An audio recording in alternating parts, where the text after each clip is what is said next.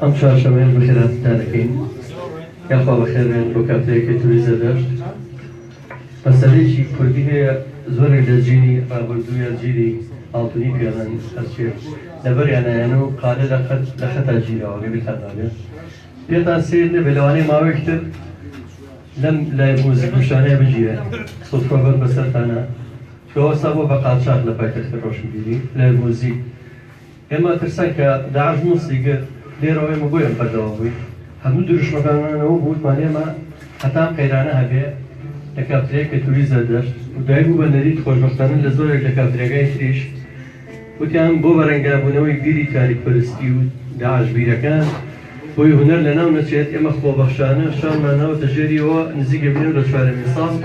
هەموو چوارشەمەیەک لێرە بە خۆبەخش ئاهەنگێکی کلتوری گۆرانی مۆسیقامان پێشکەش کردووە زۆرترین هونەرمەندە ناودارەکانی ئەم شارە و ڕۆژهەڵات و زۆرترین هونەرمەندە بەناوبانگەکان لەم جێگایە دانیشتن خۆبەخشانە لەگەڵ یەک لەشکر مۆسیقی خۆبەخش و گەنج و داوە هەمووانی کە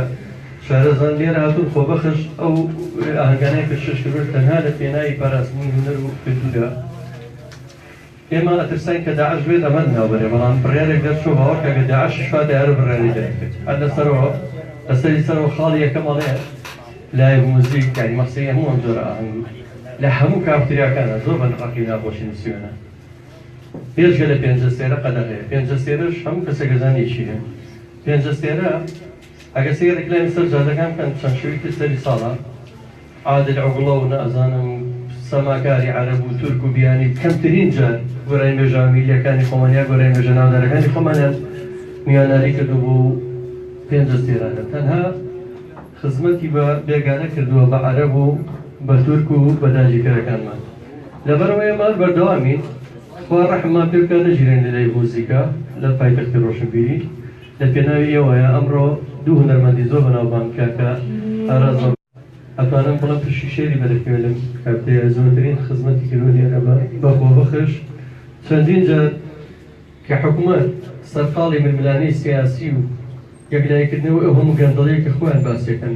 لاپەڕەکان یەکتری هەڵێنەوە ئێمە لێرەیە وەک دیبیانی هاتووە گەشتیاری ئەجنەبی و ئەوروپی و کەناڵی جزیرەی ئەنگلیزی و ئەو بەڕێوەبەرایەتی گەشت و گوزارەی کە ئێستا ئەو قەرایی دەکردووە شوێن نەبوو گەشتیارەکانی ببێنێ هاتوون بۆ ئێرە سێری هونەرەکەی ئێمەیە کردووە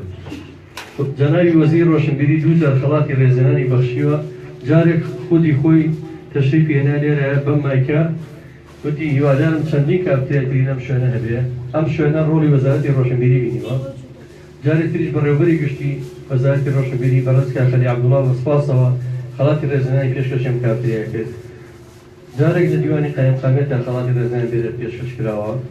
لە بەڕێوەبەرەتی گشتی داوان دوو جار خەڵاتی بەڕێوەبەرایەتی گشتی ڕۆشنبیری هونەر کەسی ئێستا هەرو شوێنە نەم قەرارە دەکرۆ وەڵی دنیاکی زۆر سێرە هیوادارم توانین بەڕێنگاری ئەو قەرارە سەقەتانە ببینەوە کە دەرەچێت بەبێ دیراسا تێژ ناگەین لە پشتی وەچی دوکانی مەشروب خواردنەوە مۆڵەتەکەی یان یەکردن مۆڵەتیان لە 130,000 بۆ کردووە بە 10 ملیۆن بۆی مەشروب شت نەمێنێت وردە و دەخوا ڕەحمکە بەرەو داعشستانەوە ناڕۆی ئەو بڕیارانە شتی تری زۆر لە پشتەوە مەشروب و گۆرانی و داخستنی ئەم شوێنانە و کافتریانە نازانێت چی لە پشتی و بڕیارانەوەیە چیەیە هیواداری کۆمەڵانی خەڵک وشیار بن و نێڵ و بڕیارانە بچێتە سەر ئەمڕۆ سەردانیانشەنم کاکە ئەحمەدی ساز و کاکە جوانڕۆ و کاکە سەباح سوپاسیان دەکەم بڕیار بوو کاکە هەڵۆ کاکە هەڵۆ زۆر خزمەتی دەکرد بەڵام بەداخەوە لە ماڵەوە باری تەندروستی تاوانیا هەڵۆی کەمانچە دوای دەرسازی بۆ خوازم کاگارە دەستەکان پێشکەشکردنی بەرهەمەکانی هەتا و کاتی کاکە میلیاسنی ژێر سەرتا پارچە مۆسیقا برادران دەست پێکەن فەرموو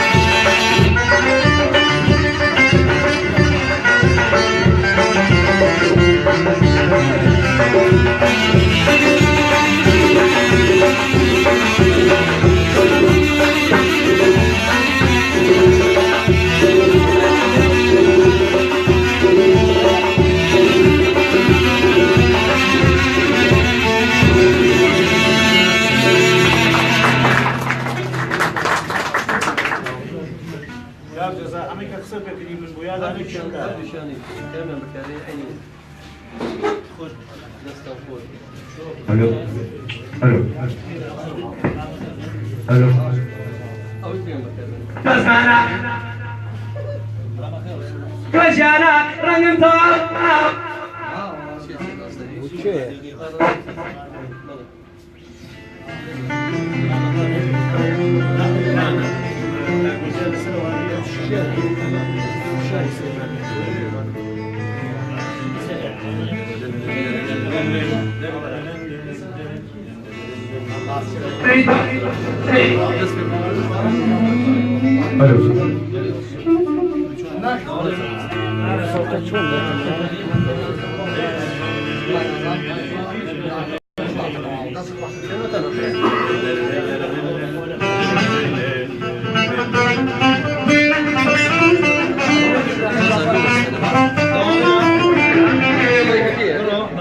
نه اون بیکریسه بدی